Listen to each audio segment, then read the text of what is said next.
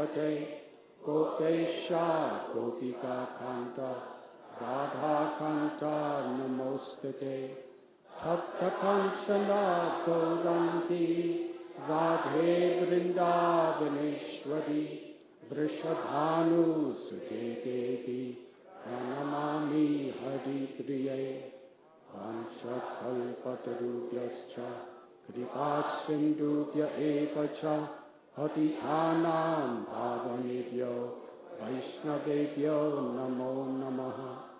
Sri Krishna Chaitanya Prabhu Nityananda Sri Advaita Gadadhar Srivasadi Gaura Bhaktabinda Hare Krishna Krishna Krishna Krishna Hare Hare Hare Rama Rama Rama Hare Hare Hare Krishna Krishna Krishna Hare Hare Hare Rama Rama Rama Hare Hare Hare Krishna Krishna Krishna Hare Hare Hare Rama Rama Rama Hare Hare. Hare Krishna.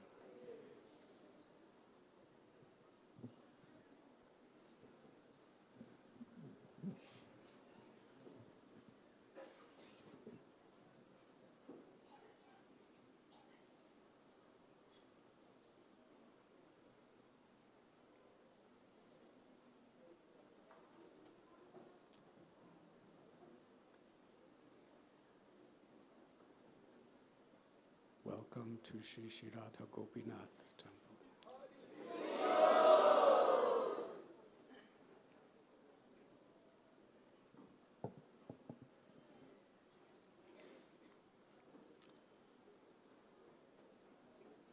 Recently, we were together for Narasingha Chaturdasi. Was that the last lecture I gave here? On Narasingha's appearance day. Rohini Nandan Prabhu, thank you for that wonderful kirtan.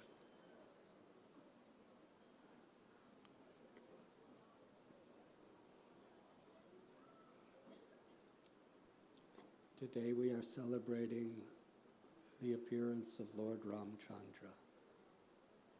Can everyone hear?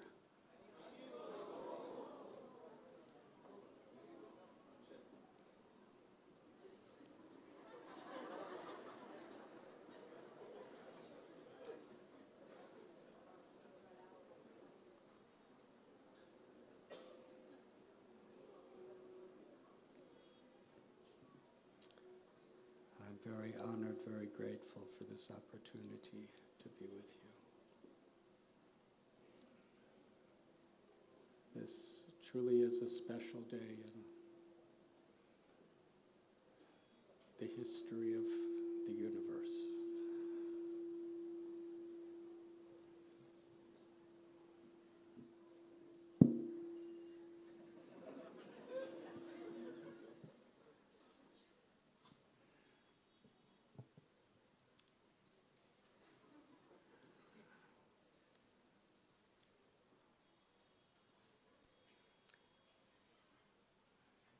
As far as I know, today is the 25th anniversary of the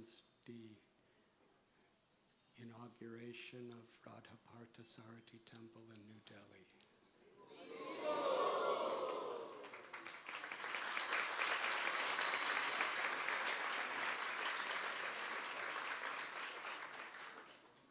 Which is also the home of Sitaram, Lakshman, Hanuman, and Gornitai. And it is also the anniversary, Ram Navami, for Krishna Balaram Temple in Vrindavan.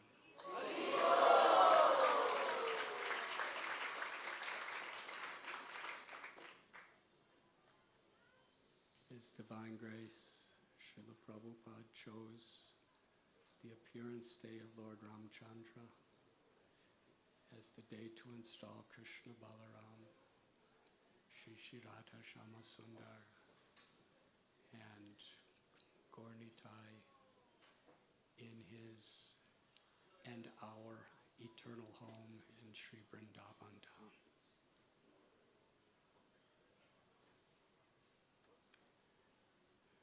Ram was an ideal leader,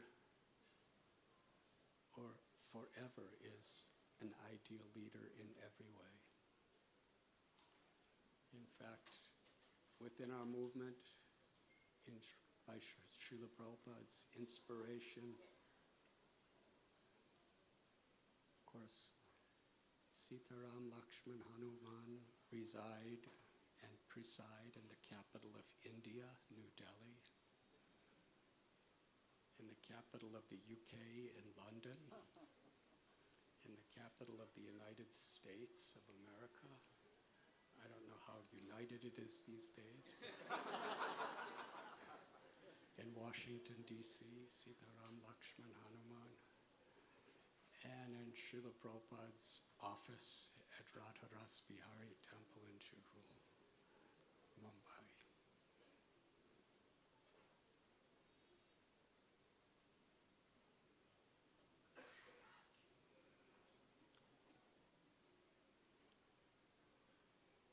Krishna tells in Gita, Paritranaya sadhunam vinashaya chaduskritam dharma samstapanardaya sambhavami shuke shuke. That he appears again and again to reestablish the true principles of dharma, to annihilate the miscreants and protect the pious. And Krishna tells Janma karma cha me divyam evam yovidita tyaktva deham punar janma naiti mam eti sorjana. That one who understands the transcendental nature of my appearance and activities never takes birth again in this material world, but attains my abode. So this is the primary reason that Krishna appears. Not only according to time, place, and circumstance, but each of his incarnations, the effect is forever.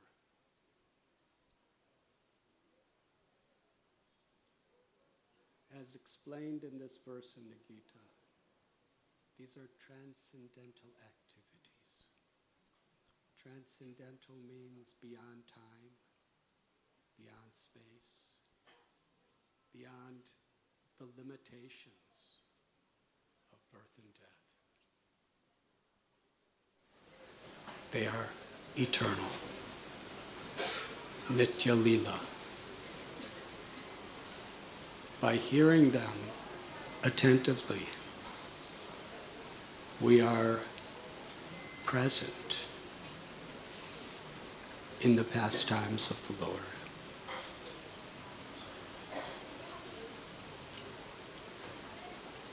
Why Srila Prabhupada and our acharyas, although we are devotees of Vrindavan by tradition and by faith, why so much emphasis on Sitaram, Lakshman, and Hanuman?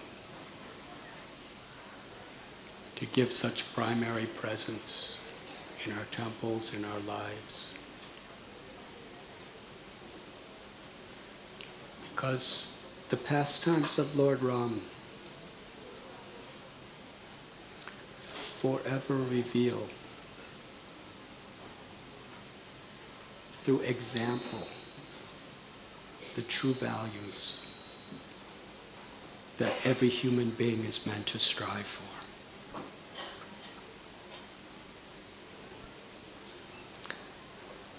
Valmiki's Ramayana begins with Valmiki Muni sitting in his ashram among his disciples. It was at that time that Narada Muni visited him.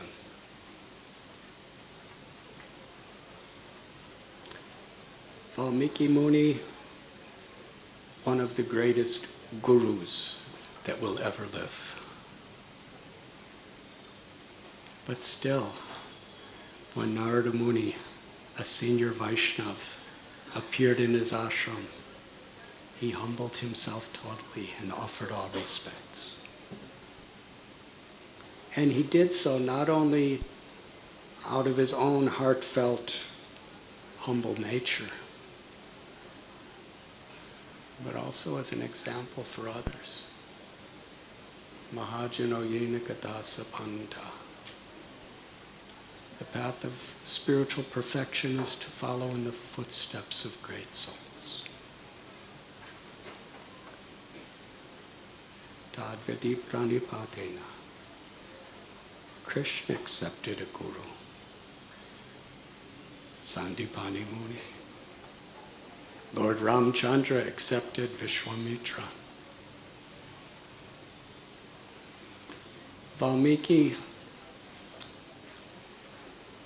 in his deep thirst to hear the glories of the Lord and his deep compassion for all living beings, for all people, for all time to come, he inquired from Narada Muni. The very beginning of Sri Ramayana is so much relevant to the times we live today.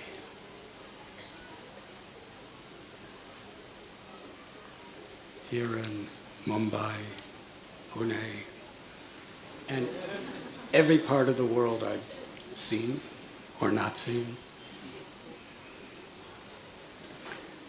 It is human nature to emulate the values of what people call heroes. Yes? That's what the whole advertising industry, entertainment industry, music industry, banking systems, governments, politics, education. We set people on like an altar of being our role models, our heroes. As parents, you see how your children do that. And in Kali Yuga, especially these days, they're usually not very enlightening heroes to people. People want to look up to others. People want, even if they're egoistic as anything, still they want to emulate qualities that they either envy or look up to or idolize.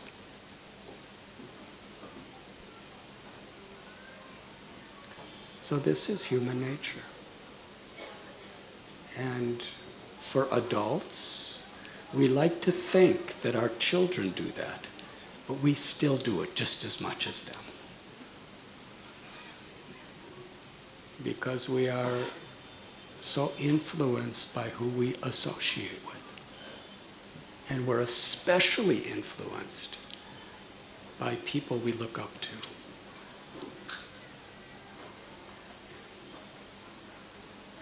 So Valmiki Muni, for you and me, even though it was a couple yugas ago, for all time to come, he sat at Narada Muni's lotus feet and inquired from him.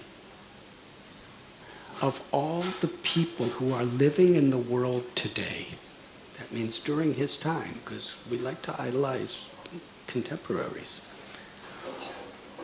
who is the greatest person?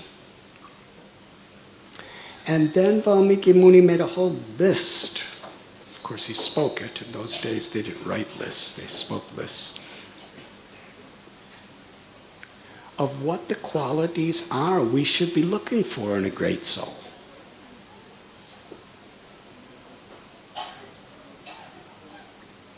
Who is most humble and courageous? Sometimes these qualities appear to conflict with each other, to be humble and courageous. But a Vaishnava is the most courageous because a Vaishnava is most humble. When there's no false ego, we are completely in the shelter of Krishna, who is the supreme hero. Ishvara Parama Krishna. He's the supreme controller of all controllers. He's supremely beautiful. Of course, when Krishna performed his pastimes in this world,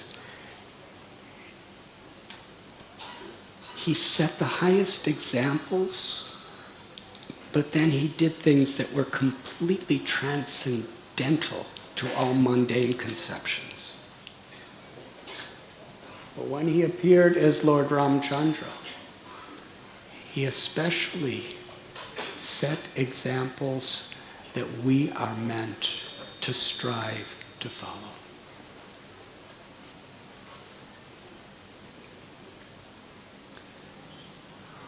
Who is the person with the highest values, with the deepest compassion,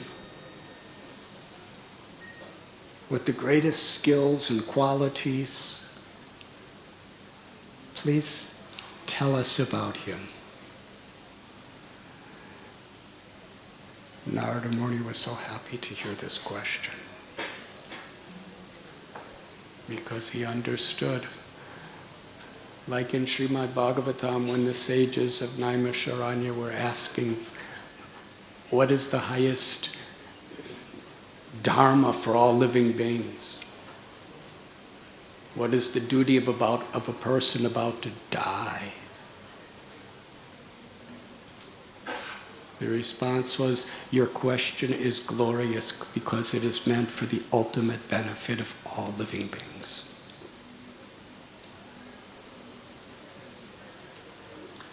Narada Muni then explained that living in the world today is Lord Ramachandra. And then he gave a brief narration of the pastimes of Lord Ram.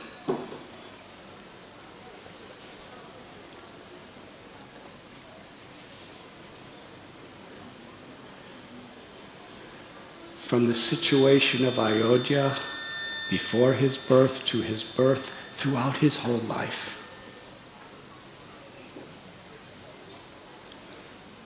And then Narada Muni departed. Valmiki Muni, with his very dear disciple, Bharadvaj Muni, they went to meditate and absorb themselves deeply in the Katha that they just heard from Sri Narada Muni. They sat on the bank of the Tamasa river.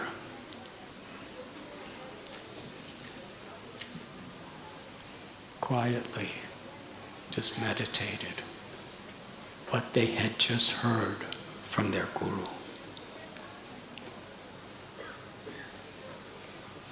It was absolutely transformative and beautiful.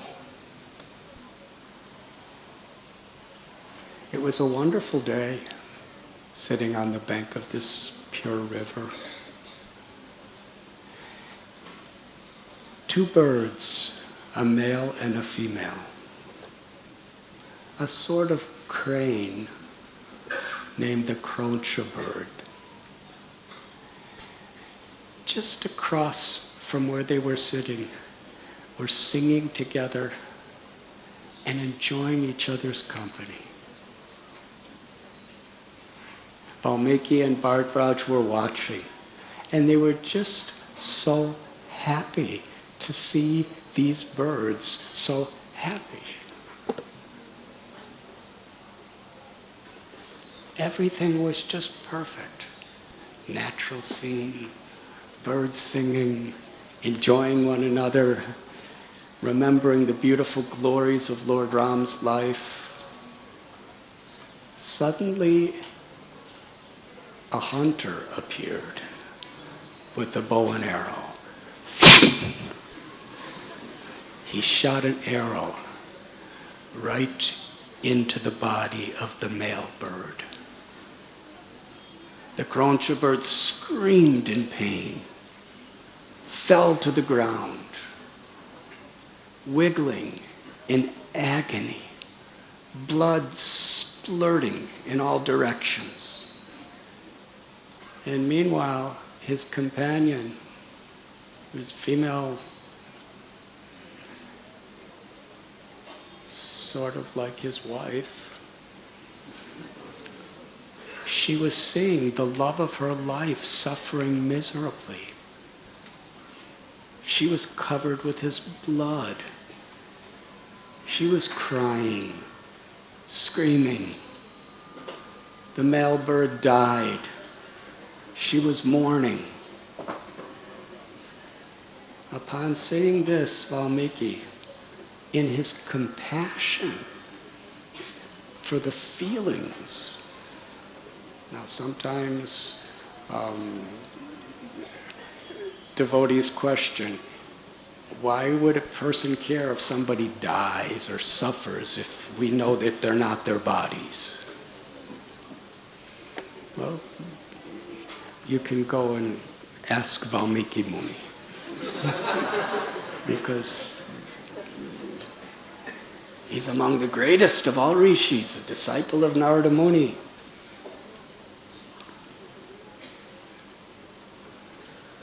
Because a devotee is paradukkha dukhi.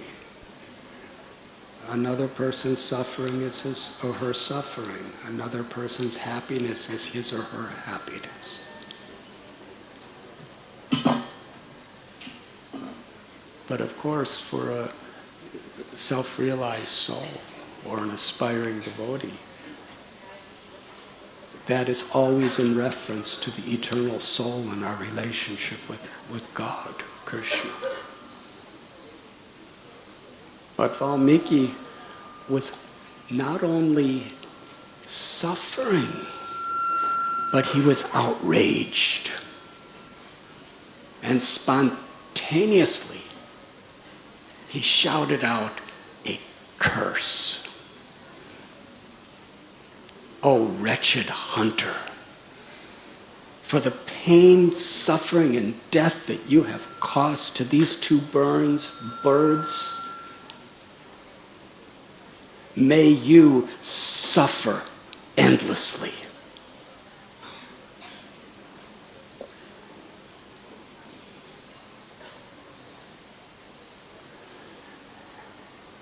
After he said that, he felt ashamed, because devotees aren't supposed to get angry like that.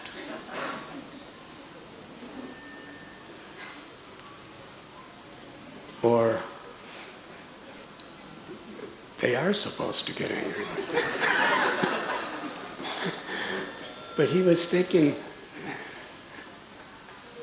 he said to his student, why did I do that?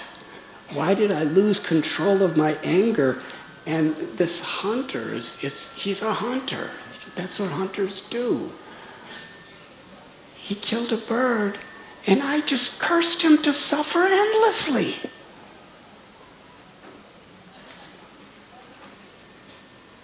But then Valmiki was thinking, the way I spoke that curse was so poetic. 1,000,000 times more poetic than the way I said it. It was in beautiful Sanskrit language. It was a verse with 4 lines and 8 syllables to each line. And he said to Bhardraj, that this is the perfect poetic way of describing Ram's Leela. He said, actually, it's the right mood too, because I spoke out of compassion for the suffering of others.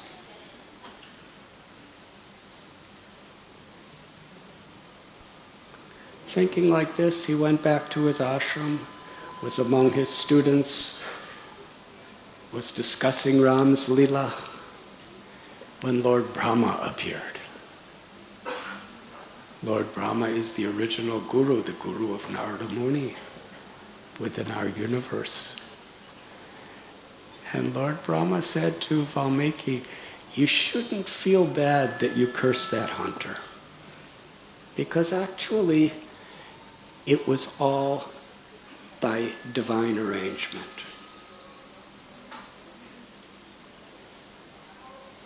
Because the meter and the poetic way that you spoke is how you should describe the entire pastimes of Lord Ram.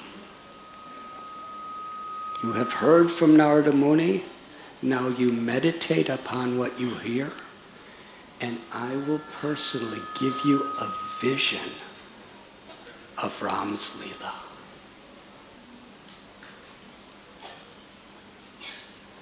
Valmiki Muni composed Ramayana, 24,000 verses. Srimad Bhagavatam is 18,000 verses.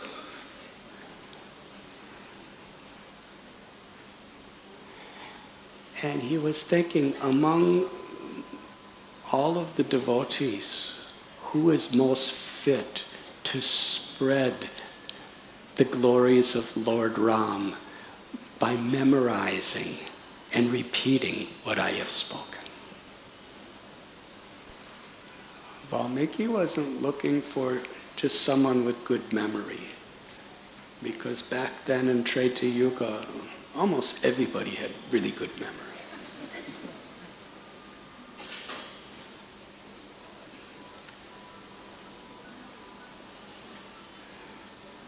But interesting, he himself had already revealed that the real qualification to transmit the glories of the Lord is a feeling of compassion for others. So among his many, many students and sages from all directions, he chose Lava and Kusha.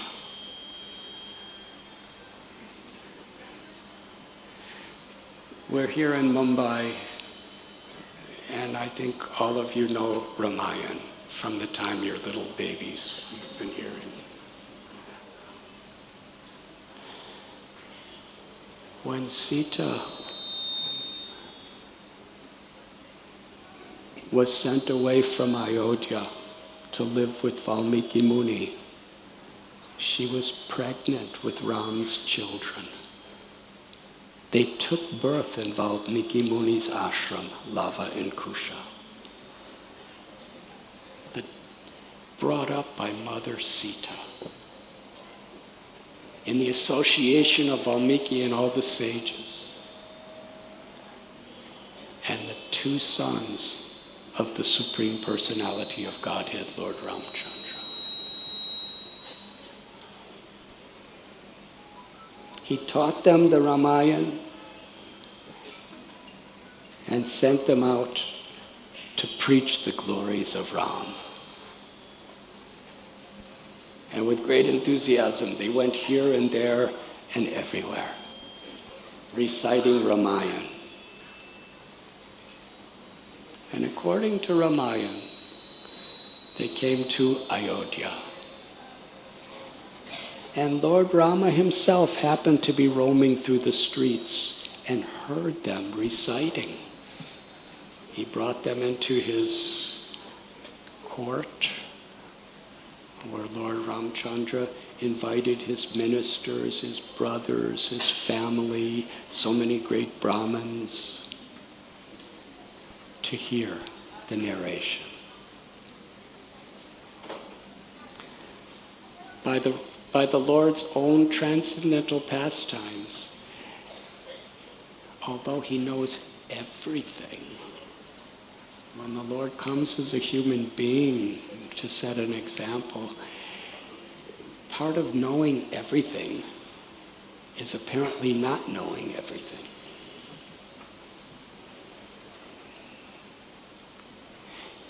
He didn't immediately understand they were his own children. And as Gauranga Prabhu was explaining so nicely this morning, I was listening to every word on the speaker. Lord Ram and everybody in the assembly was weeping in ecstatic love to hear this narration.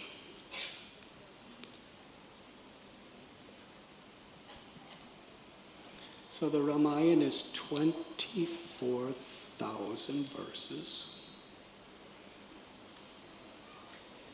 And I've been given about 1 hour to speak.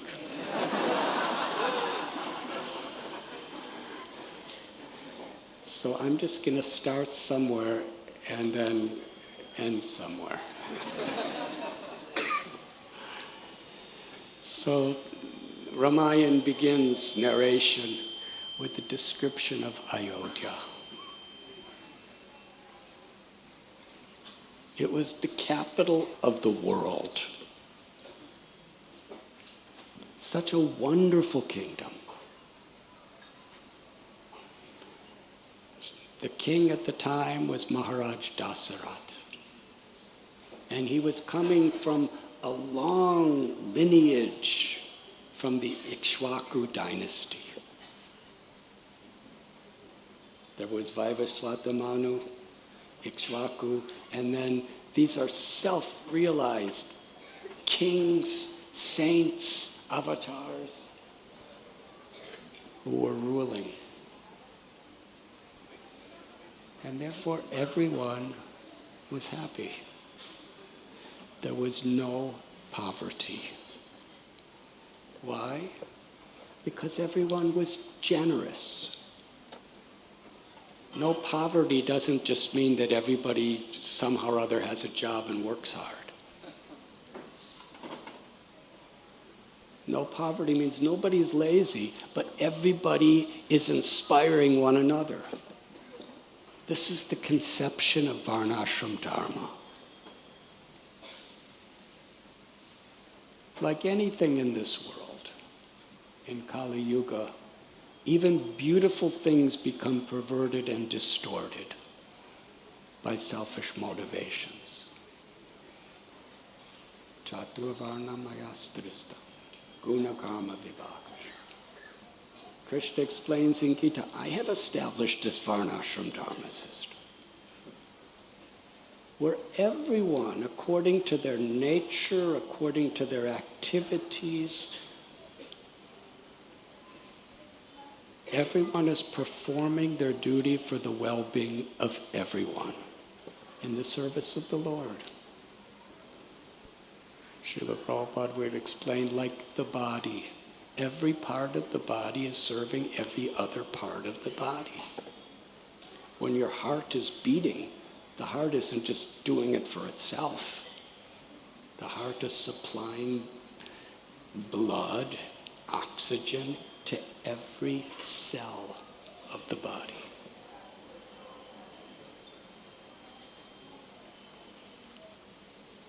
So Varnashram Dharma and Daivi Varnashram Dharma, where Krishna, or service to God, recognition that everything is the property of the Lord, is where everybody is trying to make everyone else happy. And when you try to make everyone else happy, you're happy. Well, Srimad Bhagavatam describes how you make everybody else happy. You have to water the root of the tree. By putting food in the stomach, that nourishment goes to every part of the body, and by watering the root of the tree, it goes all the way to every leaf, branch, and twig of the tree. So in Ayodhya, because the leaders were willing to give their lives for every citizen was willing to give their life for everyone else. So there was no crime.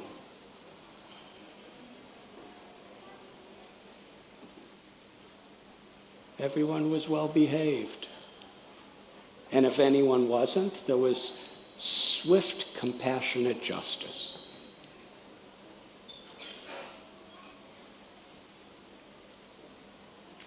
But still, Dasarath Maharaj, can you imagine being a political leader of such a society? How successful?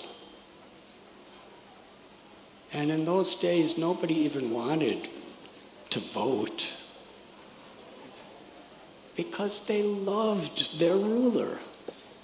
Why did they love their ruler? Because they had confidence and faith that their ruler loved them and all their loved ones.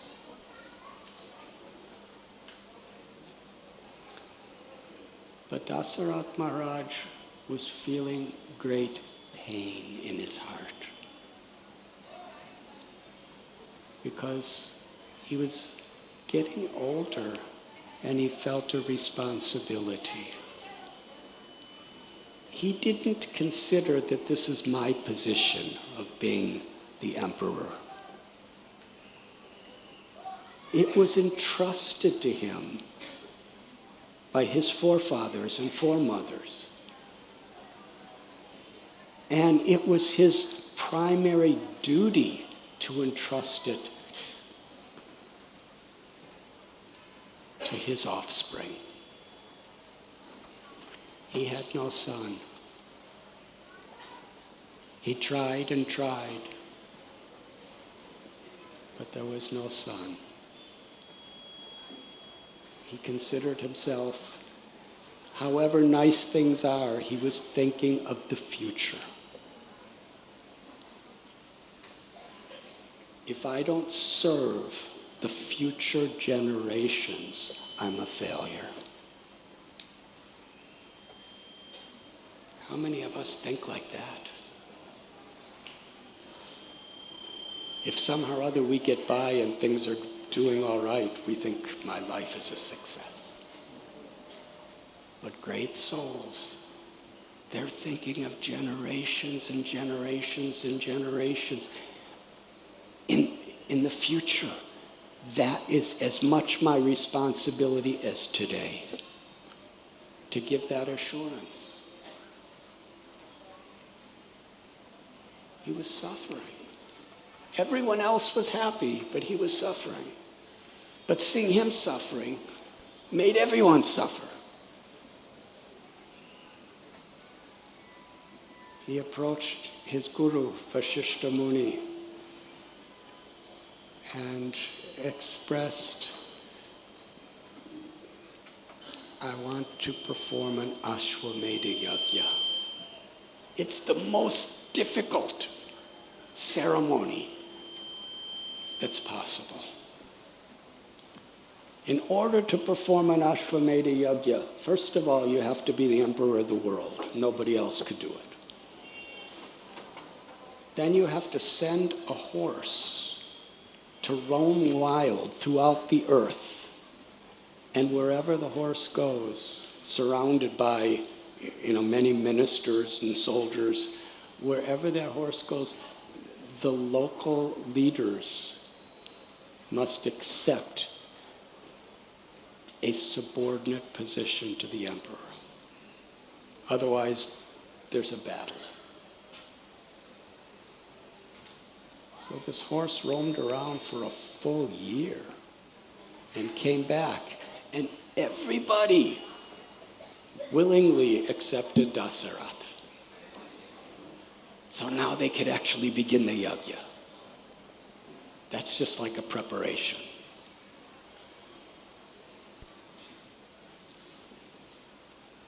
Dasarath's chariot driver and one of his chief ministers was Sumantra. And Sumantra confidentially told the emperor that I had heard Sanat Kumar, the great rishi, son of Brahma, describe that you will have 4 sons. If the son of Vibhandaka, Rishishringa, performs the Ashwamedha Yajna. That means the grandson of Kashyapa Muni. And now he told the history of Rishishringa. He was living in the kingdom of Romapad Maharaj, living in the forest with his father. And his father, Vibhandaka, was so protective of his son. They lived in such a secluded, pure part of the forest that he actually got no association with anyone except the purest sages and his father.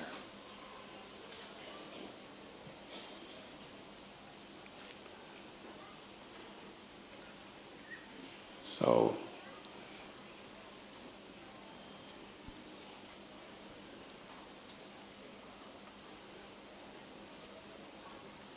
it's a long story. But Rishishringa was induced to come to the kingdom of Romapad Maharaj. Romapad Maharaj his kingdom was suffering a serious drought. And if somehow or other this sage could come to the kingdom, there would be prosperity. So they sent some beautiful young ladies. And Rishishringa had never seen a female in his, he didn't even know what it was. But they dressed themselves as sages, and he was like thinking, these are really nice sages. And he welcomed them, and they embraced him. And he was thinking, these are very nice sages. And they invited him, come with us on a boat. And then, he came to Romapad Maharaj's kingdom, and there was great prosperity and rains. And he married the daughter of Dasarath, who was entrusted to Romapad Maharaj. So Rishishringa was invited to come to perform the yajna. As the culmination of the yajna was approaching, all the great demigods from the heavenly worlds were coming to accept their portions. And eventually Lord Brahma came. The demigods were reporting to Brahma that we are all living in fear of the Rakshasa Ravana. He is so powerful. He's defeated Indra.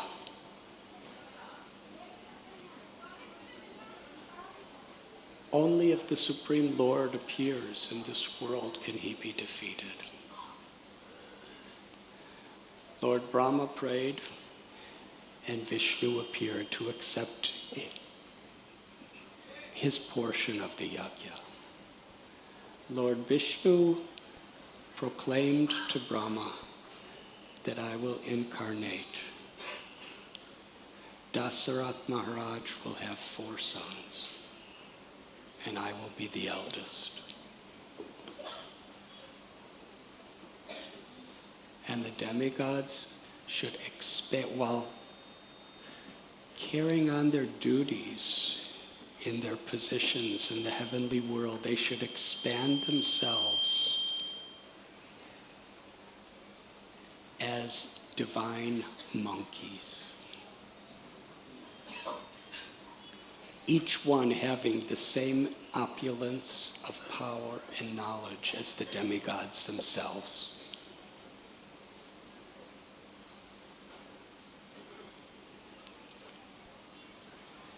When this blessing was bestowed upon the yajna, Rishishringa did the last offering.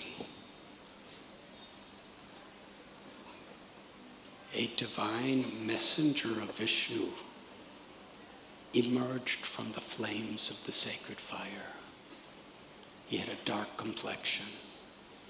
He was as brilliant as the sun.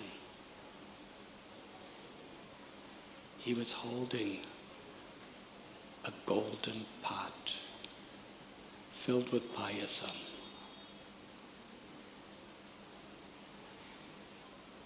He gave that pot to Dasarath Maharaj and instructed him, share this with your 3 primary wives or queens, and you will have 4 sons. Then he entered back into the fire. Maharaj Dasarath, after the yajna was complete, he gave in charity to all the priests and Brahmins. He returned to his palaces and gave shares of that payasam to Kausalya, Kaikeyi, and Sumitra.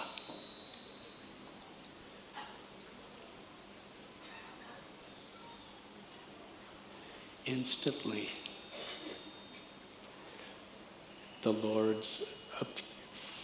the Supreme Personality of Godhead and 3 expansions of the Lord appeared within their hearts. And on this day of Ram Navami, Lord Ramchandra was born. And from Kaikeyi, Bharat, and from Sumitra, Lakshman, and Satrugna. The 4 brothers became the heart and soul of the entire kingdom. Lakshman was constantly immersed in loving service to Lord Ram. And Satrugna was similar, the constant servitor of Bharat. They were best of friends. They went through their studies. They grew up.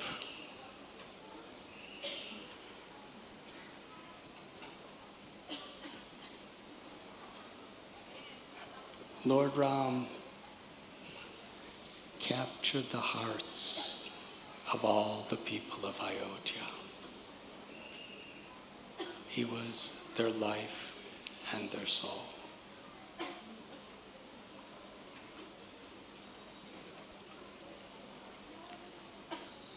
One day, the great sage Vishwamitra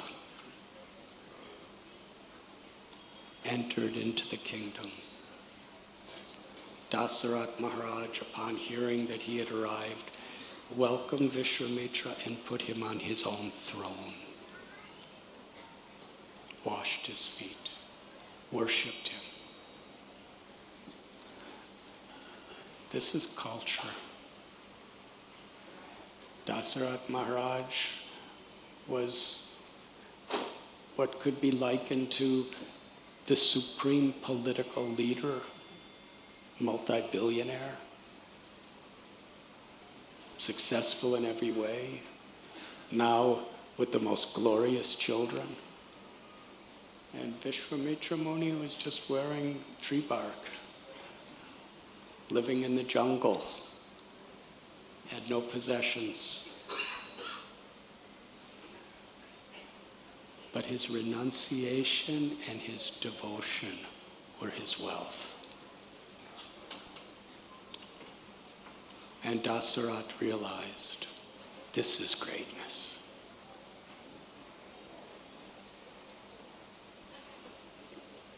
He offered anything. Whatever I have, Vishwamitra Muni, it all belongs to you. You can take anything. Of course, he knew Vishwamitra Muni would not take anything. But still, he meant it.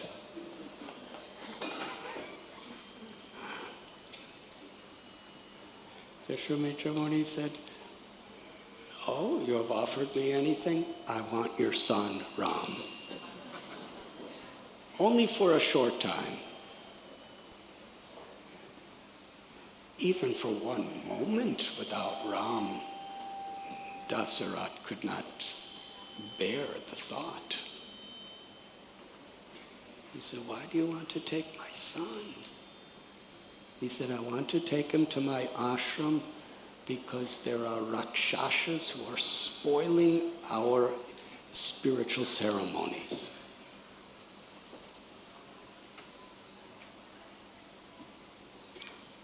Dasarat asked, can you tell me about these? He said, they are Maricha and Subahu, the deputed generals of Ravana. The word Ravana struck terror in the heart of Dasarat Maharaj. Even the demigods fear him. Dasarat Maharaj understood, even if I go myself with all of my military, I cannot compete with the generals of Ravana. And yet you want me to send my son? He was still a teenager. Dasarat did not see him as the supreme absolute truth. He saw him as his son.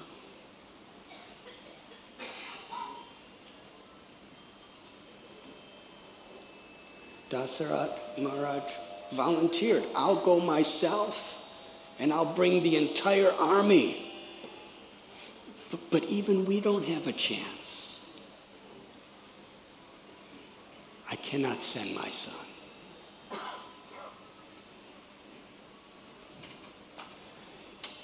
Vishwamitra did not say anything for some time.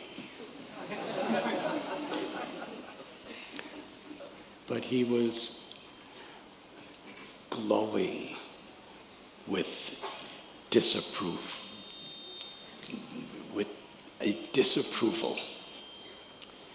Dasarat Maharaj was very much frightful. Vashishta Muni said to Dasarat Maharaj, Vishwamitra Muni is so powerful, I have personal experience. He has celestial weapons. As a sage, he will not fight. But he will supply all of his powers to your son Ram. There is nothing to fear.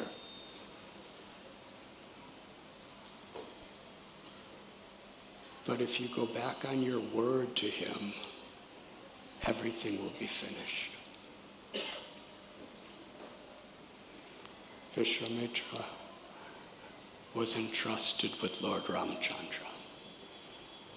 And Lakshman volunteered, I will go too.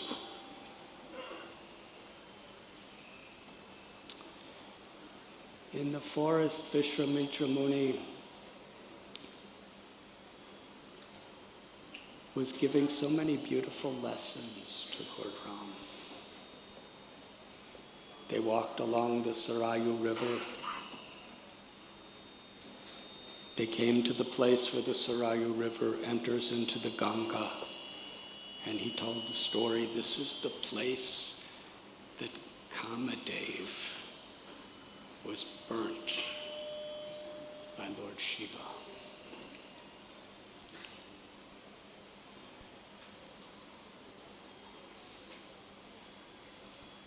And then they came to the Siddhashrama eventually.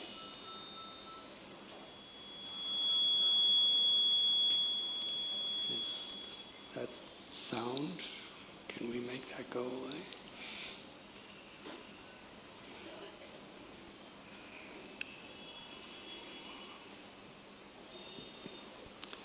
All of the disciples of Vishwamitra Muni were so happy to meet Lord Ram and Lakshman. They began their yajna, and Maricha and Subahu attacked, creating havoc, polluting everything. They were so envious. They knew that if these yajnas were, if these devotional acts were fulfilled, they would be defeated.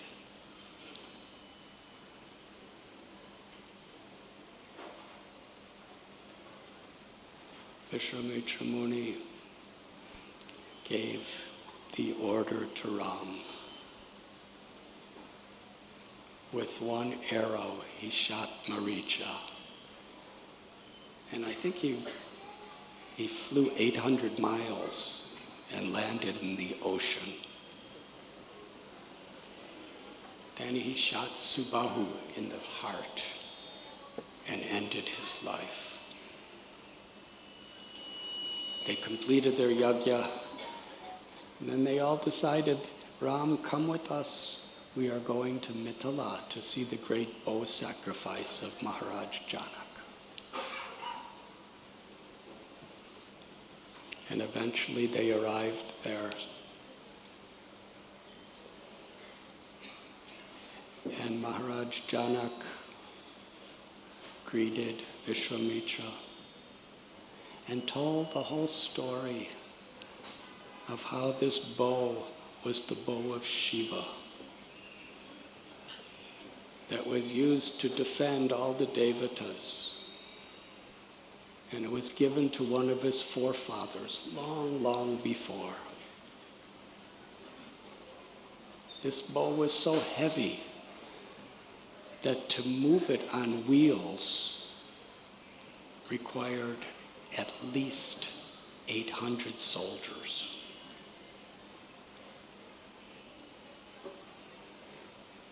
And he told the story how one day he was performing a yajna, and to prepare for the sages' offerings, Maharaj Janak was plowing the field, and from under the plow, the beautiful goddess Sita was born. And so many people were coming, demigods, sages, rakshasas, everybody wanted to marry Sita. And Janak made a vow, only the person who could string this bow will marry my Sita. But the problem is no one could even lift the bow. Years were passing.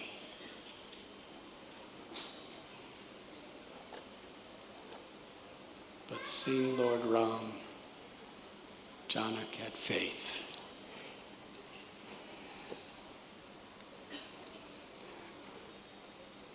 That he will be the husband of Sita.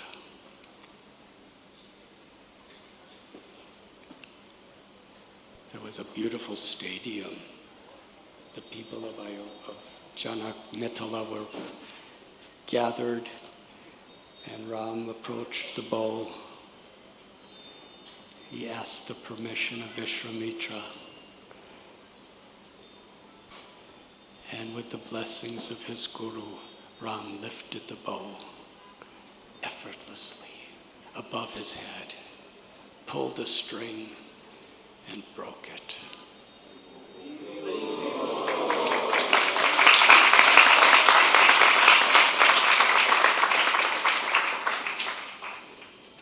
Sita and all of her friends were looking on in great joy. And the arrangement was made for Ram to marry Sita, along with his brothers, to Sita's family.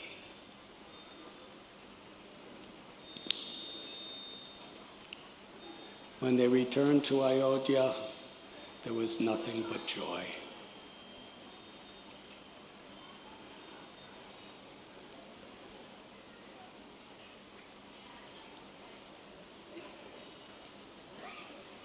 Dasarath Maharaj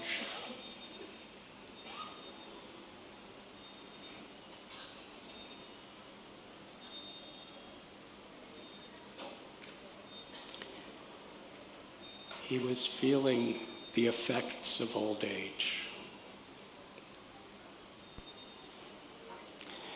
And he was dreaming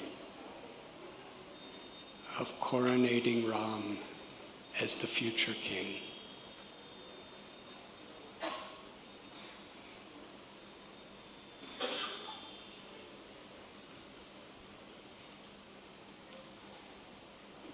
At this particular time, Bharat and Satrughna were visiting with Bharat's grandfather in a distant land.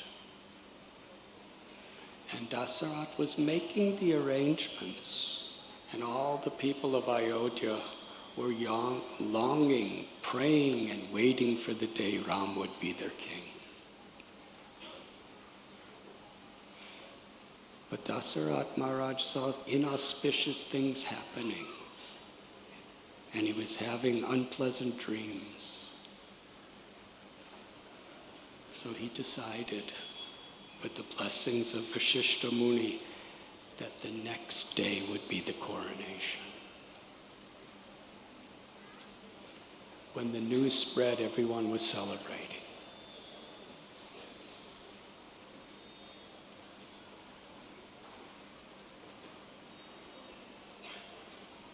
The maidservant of Kaikeyi, the mother of Bharat, was seeing all of the joy. And when she found out what was about to happen, she was overwhelmed with envy and fear. Why do we fear?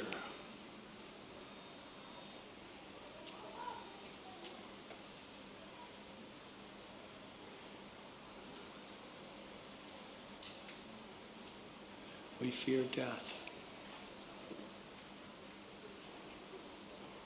For the eternal soul, death is completely unnatural and foreign experience. We fear pain. We fear loss. The false ego fears not getting what it wants. And from fear comes envy. And from envy comes more fear.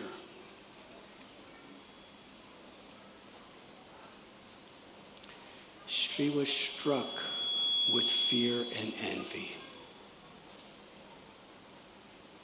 If Ram becomes the king, what will be my position? I'm the maidservant of a subordinate queen who's the mother of who will be subordinate to Ram. So in this way, the demigods actually, everything was going so nicely in Ayodhya. In order for the battle with Ravana, there had to be some disruption. So they actually influenced Manthara. Kaikeyi, when she learned from Manthara that Ram was going to be the king, she celebrated. She loved Ram as much or even more than her own son.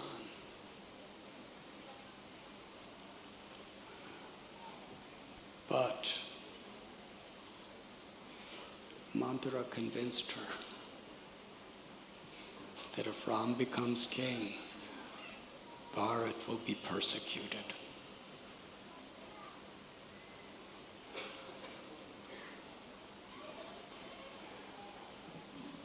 The power of association.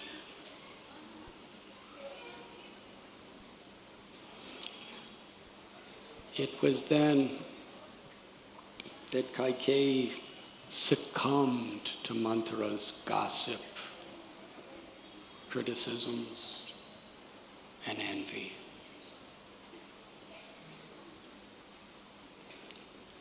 And Manthara gave her the plan that long ago in battle,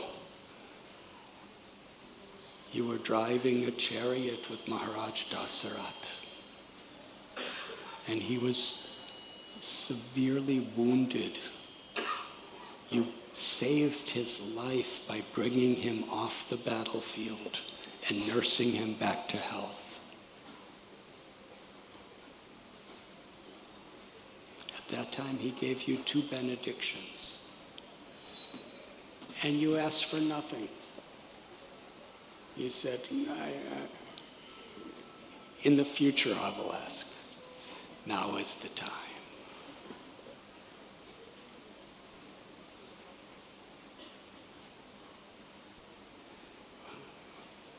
Now is the time, but we're out of time.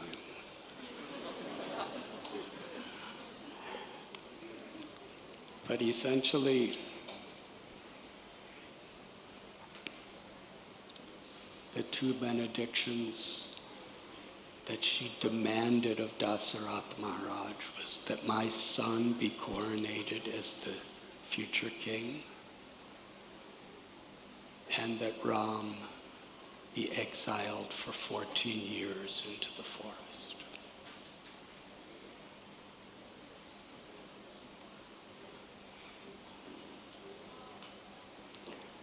When Ramchandra received this news from his stepmother Kaikeyi in the presence of Dasarath, he accepted it. Dasarath Maharaj was utterly broken, but Ram simply accepted it.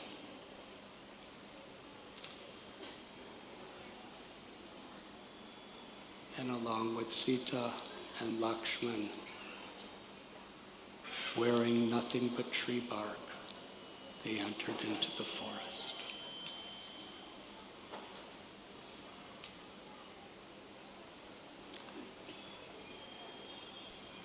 The story of Bharat's return, learning that his father had died in separation. He went to where Ram was residing in Chitrakoot and literally begged Ram to come back to be the king. Bharat's prayer, let me remain in the forest for 14 years.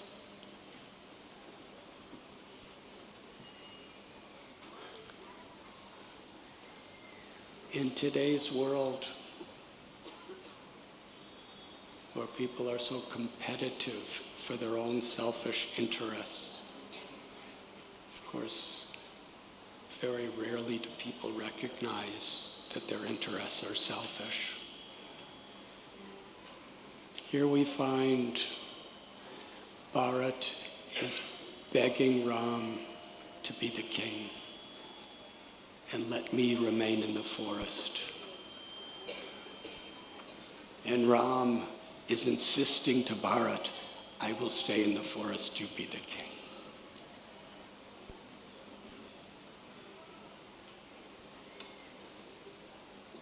Great conversations, great debates, great arguments took place. But Ram's resolve to honor the word of his departed father prevailed. Bharat set wooden shoes before Ram. Ram momentarily stepped into them. Bharat put them on his head and returned to Ayodhya. Put those wooden sandals on the throne. And he remained in a secluded forest called Nandigram, where he lived only eating raw roots and fruits.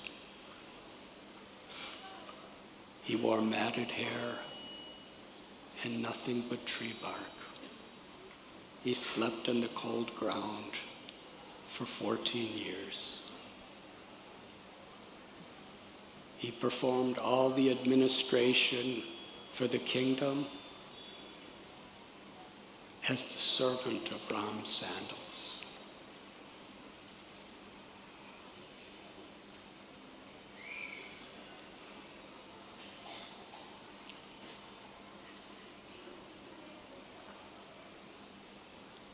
Ram happily lived in Chitrakoot with Sita and Lakshman.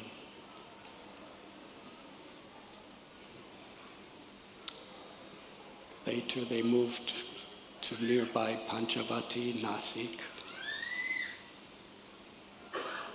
It was there that Suparnaka attacked Kara and Dushan, and 14,000 soldiers attacked. Ravana kidnapped Sita. In Tarkhet, there was the great battle of Jatayu and Ravana.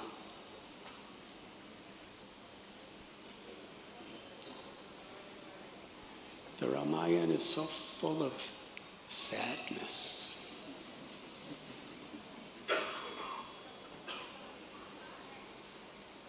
When Sita was flying overhead,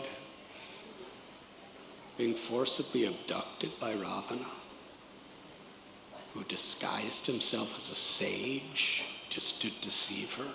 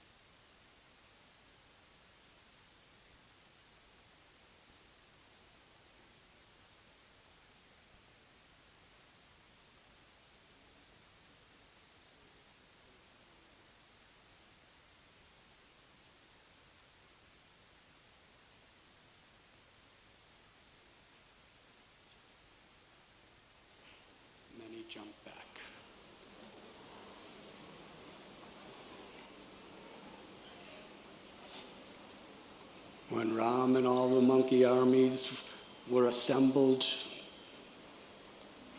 on the seashore, Vibhishan,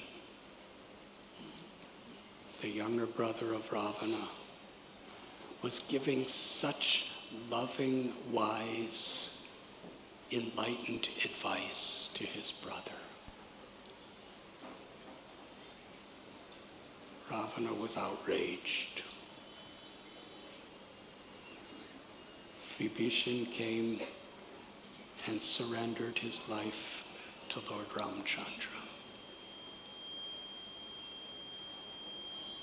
When there was a debate whether to accept a Rakshasa brother of Ravana as one of their own, Lord Ram proclaimed, "Anyone who once takes shelter of me, I will protect and accept forever. Even if Ravana were to come to take shelter of me, I would give him protection forever."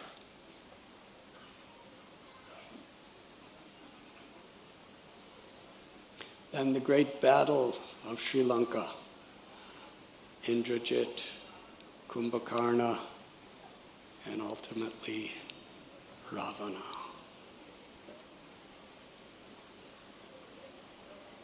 Ram and Sita were reunited, and they returned to Ayodhya. The 14 years had expired. Bharat was still living in the jungle, wearing tree bark, waiting for Ram to come. There was a great coronation, and Lord Ram, for the next 11,000 years, ruled over Ayodhya.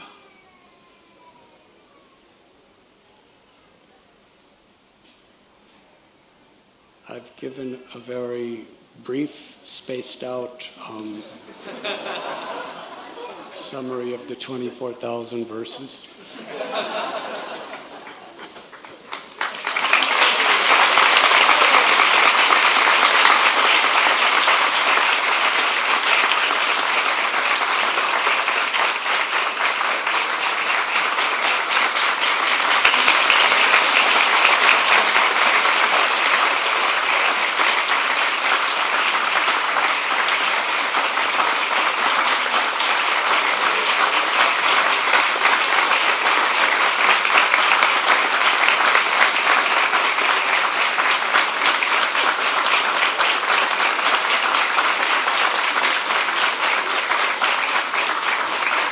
Hare Krishna.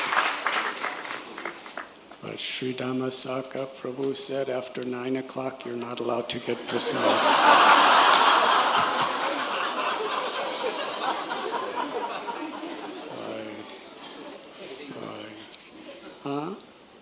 So I trying to emulate the mood of compassion. Will not subject you.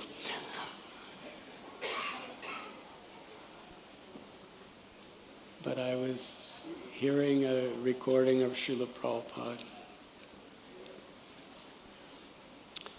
and he was talking about Lord Ram's leadership qualities. When he was king, there was a report that came to Lakshman. And Lakshman shared this report to Lord Ramchandra, who's now the king of Ayodhya. That there was a very simple man, a very great devotee. Every day he would come to have darshan of Ram, because Lord Sri Ramchandra, on a regular basis, would allow any citizen to come and meet with him.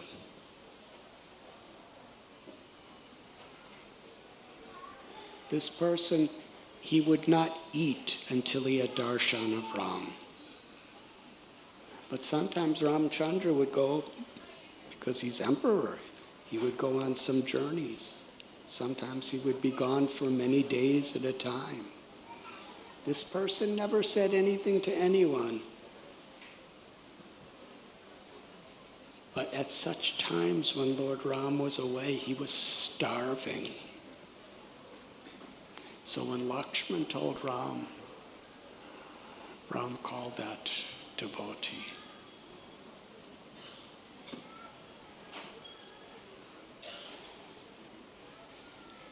And gave him a deity of himself. He said, I am non-different than this deity.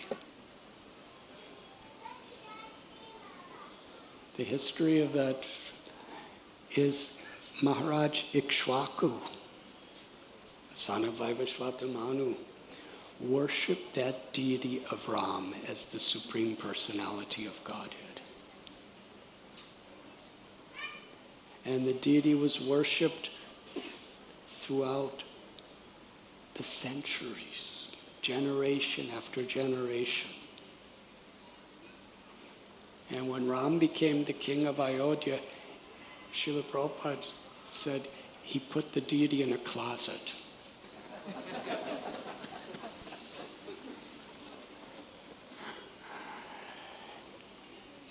But he personally gave that deity to this devotee and said, whenever I go away, you have darshan of me in the form of this, and you have nice prasad.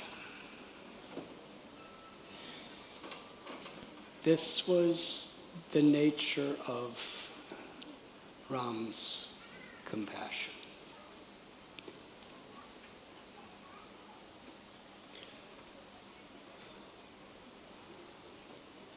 The Ramayana, the story of Lord Ram's pastimes in this world, are filled with challenges, heartbreak, sorrow. How Lord Ram, he fainted and wept when he heard that Dasarat left his body in separation from Ram. How his dear devotee Jatayu died in his arms. How his beloved Sita was gone for almost a year. So many challenges, so many difficulties.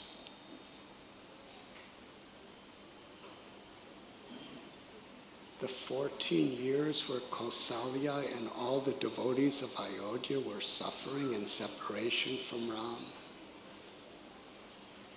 Sita living in deerskin, not deerskin, tree bark. Tree bark, yes.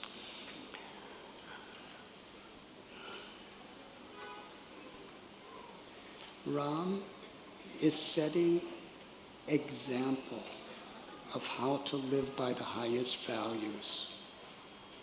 As a son, as a husband, willing to fight a war for his wife, and Sita willing to live in the jungle for her husband.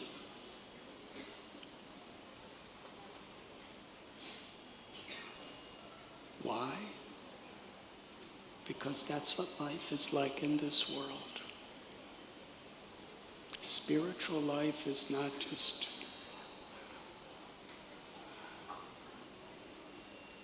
a convenience.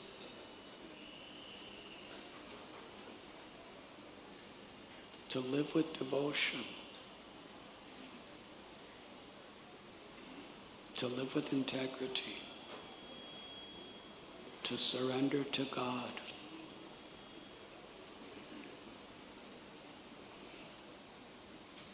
Requires that we're willing to perform our service, even in the face of great difficulties.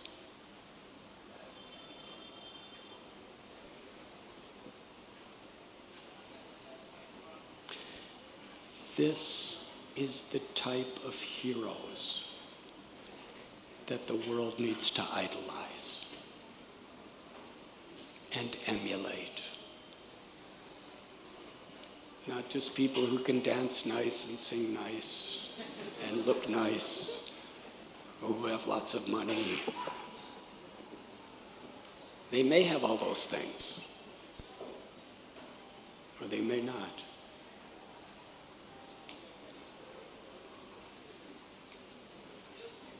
But Ram took the role of a human being to teach us how to be human beings.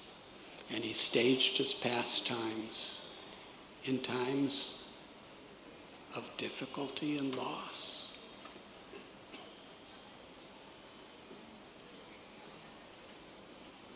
Because that's what we need to learn.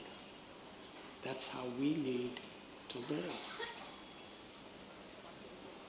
Because that's the way the world is.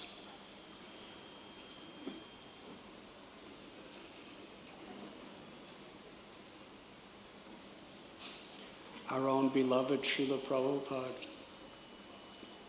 how Krishna staged his life.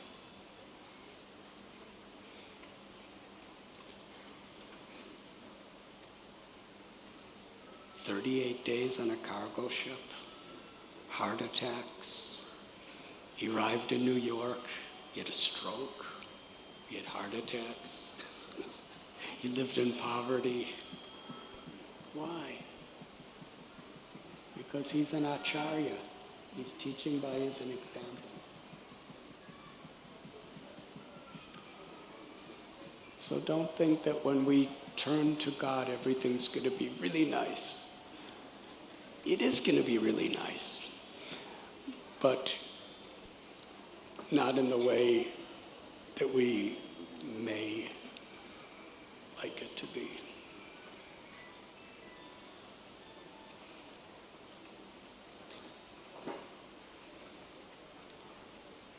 We should not lose faith when things go wrong.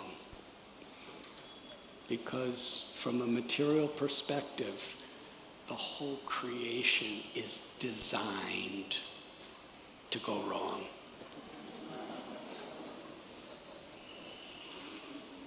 Birth, old age, disease, and death are inevitable for everything and everyone.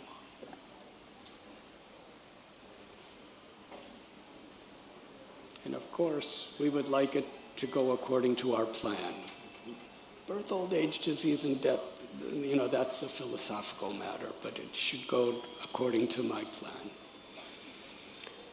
But it doesn't.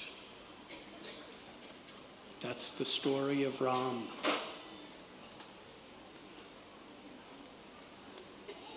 That's the example of our avatars and our acharyas.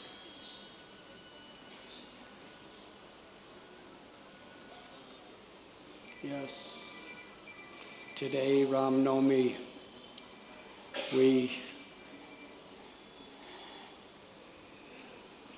of course, I believe all of you know all the spaces between my spaced out narration today.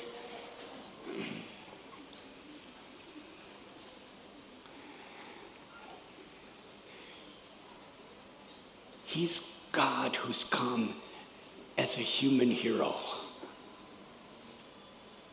to teach by his example.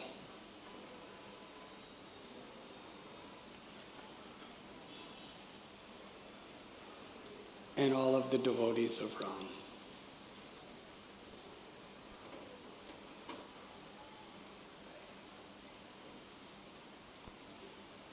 So let us, on this holy day of Ram Navami, pray that we could emulate that spirit of taking shelter of the Lord and surrendering to the Lord, whatever may happen or whatever may not happen. Let us not be disappointed or disheartened with the inevitable tragedies of this material world.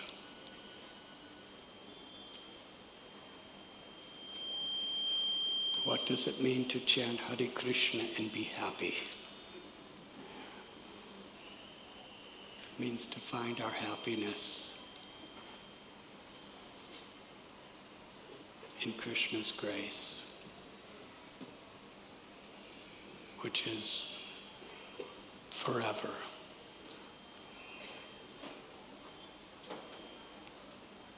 Thank you very much.